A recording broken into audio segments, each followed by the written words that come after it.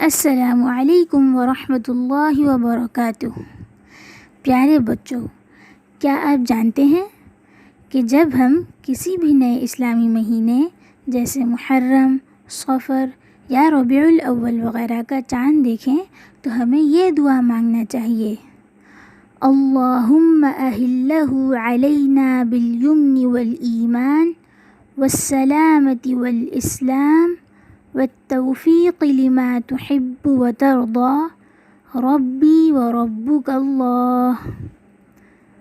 اللہم اہلہ علینا بالیمن والایمان والسلامۃ والاسلام والتوفیق لما تحب وترضى ربی وربک اللہ۔